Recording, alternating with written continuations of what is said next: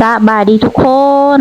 มื้อนี้หลังจากที่อินตื่นนอนมาอินก็รู้สึกหิวข้าวทุกคนเอ้ยก็บ่ฮู้ว่าสิกินหยังนะมื้อนี้ก็เลยกินปิ้งปลาขาวม่นเด้อทุกคนเด้อนี่นะปิ้งปลาแล้วก็ตำแจ่วมักพริกแจ่วผักหอมโอ้ยทุกคนเอ้ยบอกเลยว่าข้าวร้อนๆหั่นนะแซ่บขนาดเลยก่อนอื่นเบิดเฮาก็เอาปลาไปล้างทำความสะอาดแล้วก็สิมาปิ้งจังซี่เลยทุกคนหลังจากที่ปิ้งมักพริกมักหยังสุกเรียบร้อยแล้วอินก็สิมาตำจำแจ่วหั่นนะทุกคนส่วนผักหอมผักอันนั้นก็เอามาจี้อย่างซี่เลยทุกคนเด้อมันจึงสิแซ่บมันจึงสิหอมหั่นนะเฮาก็คลุกจนมันละเอียดตามที่เฮาต้องการส่วนแจ่วเฮาก็เครื่องปรุงมื้อนี้ก็สิมีเกลือแป้งนัวเด้อทุกคนเด้อ2อย่างนี้แหละซำนี้ก็แซ่บแล้วเป็นจังได๋ทุกคน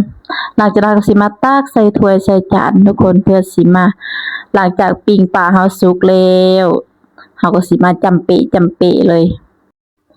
ส่วนอินกับมื้อนี้หาอินนั้นบ่ทันได้อาบน้ำได้ทุกคนตื่นมาแล้วก็สิมาเฮ็ดกินก่อนเลยหั่นนะเป็ดหิวข้าวตื่นมาแล้วก็หิวโลดข้าวนะมื้อนี้ก็สิบ่ได้มีแต่ปิ้งปลาเด้อทุกคนเด้อสิมีจีซารี่นำนี่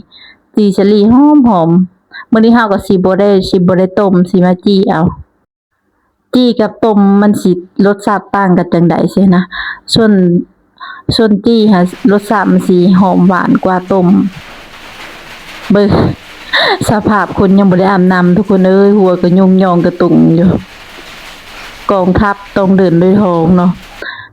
อาบน้ำไว้ทีหลังนี้หลังจากนั้นก็เขากินเฮาก็สุกแล้วทุกคนก็มี1ผักต้มไข่แล้วก็ปิ้งปลานำส่วนมักซารีเฮาก็ยังบ่ทันได้สุกอินก็สิมางมไว้เอาผ้าหม้องมไว้เด้อทุกคนเด้อเพื่อเฮ็ดให้ความร้อนทั่วถึงนะเพื่อเฮ็ดให้มันสุกไวขั้นตอนต้นจี้นี่หอมเด้อทุกคนเด้อมีผู้ใดมักกินจี้ซารีคือข้อยแน่มื้อนี้ก็ฝนก็ตกลิ้นแยะบรรยากาศก็โอ้จะแม่นเข้ากับบรรยากาศเลยทุกคนเลยจีซารีร้อนๆหลังจากที่กินข้าวอิ่มแล้วอินก็สิมาเบิ่งมักซารีเป็นซารีปิ้งของอินข้อดีของการต้มก็คือเฮ็ดให้มันสุกไวทุกคนปิ้งนี่สินานสุกหน่อยนึงเพราะว่าเฮาปิ้งเฮาก็บ่ได้เฮ็ดไฟแห้งหันนะเฮาก็เฮ็ดไฟอ่อนๆหันนะส่วนอินน่ะมักทั้ง2แบบต้มก็แซ่บปิ้งก็แซ่บหลังจากที่ปิ้งซารีสุกเรียบร้อยแล้วกินข้าวแล้วเรียบร้อยแล้วอินก็สิไปอาบน้ำทุกคนอาบน้ำแต่งตัวแล้วก็สิออกไปสวนต่อเบิ่งบรรยากาศหลังฝนตกทุกคนเอ้ยบอกเลยว่างามแฮงต้นไม้ใบหญ้าเขียวทุ่มอยู่มากเลยบรรยากาศแบบนั้นทุกคนเพราะว่ามันบ่ร้อนหั่นนะมันซุ่มเย็นดีทางก็สิหญ้าๆแน่ๆทุกคนเลยเปียดปาดทางขี้ตมถ่ายคลิปขอบใจหลายเด้อมารับชมคลิปให้อิน